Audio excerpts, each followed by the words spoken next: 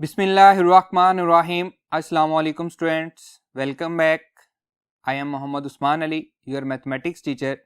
Students, आज हम second year start करने जा रहे हैं। सेकेंड ईयर में हमारे पास 7 चैप्टर्स हैं और सेकेंड ईयर की बुक का नाम है calculus and analytical geometry.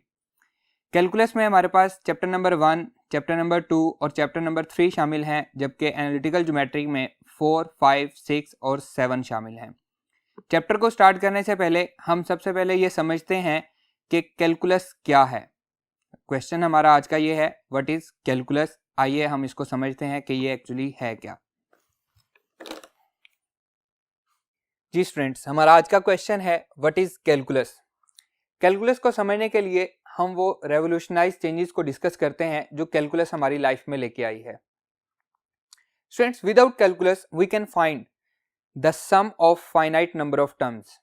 Then question is, what about the sum of infinite number of terms? Definitely with calculus we can find the sum of infinite number of terms. Without calculus we can find the length of a straight line. Then what about the length of a curve?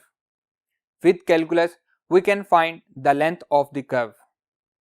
Without calculus we can find the average rate of change. Then what about the instantaneous rate of change? With calculus we can find the instantaneous rate of change. Without calculus we can find the work done by a constant force. Then question is, what about the work done by variable force? With calculus we can find the work done by a variable force. Without calculus we can find the areas of regular shapes.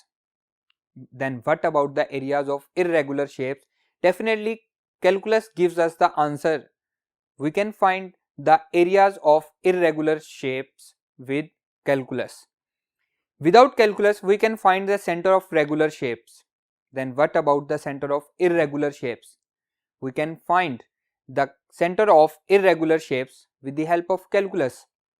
Without calculus we can find the volume of regular 3D shapes. Then what about the volume of irregular 3D shape? Definitely calculus gives us the answer.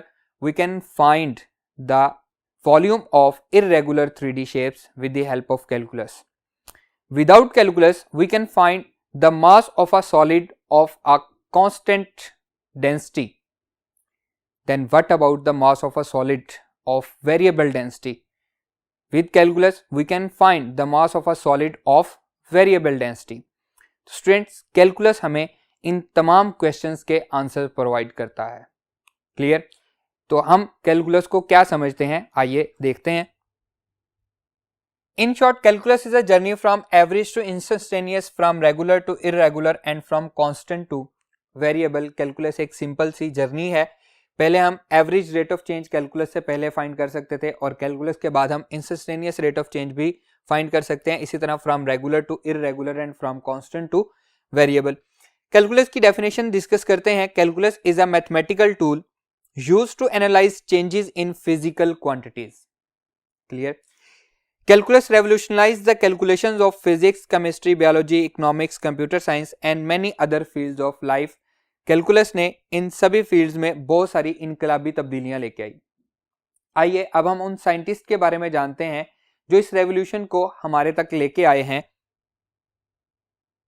Ji students, ये हैं वो scientist Gottfried Leibniz and Isaac Newton, जो कि इस revolution को हमारे तक लेके आए, कैलकुलस को हमारे तक पहुंचाने वाले ये दोनों साइंटिस्ट थे। ये दोनों जब तक जिंदा रहे ये एक दूसरे पे अपनी रिसर्च के चोरी करने का इल्ज़ाम लगाते रहे, लेकिन बाद में ये साबित हुआ कि दोनों ने अलग अलग अपने हिसाब से रिसर्च की है, दोनों ने एक दूसरे की रिसर्च को चोरी नहीं किया।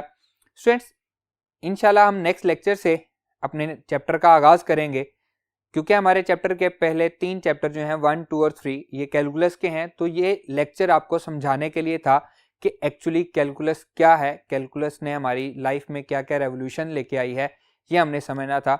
उम्मीद है आपको अच्छे से समझ में आया होगा। आज का हमारा ये लेक्चर यहीं पे ख़त्म होता है। इंशाल्लाह नेक्स्ट लेक्चर में आपसे मुलाकात होगी। अल्लाह हाफिज़।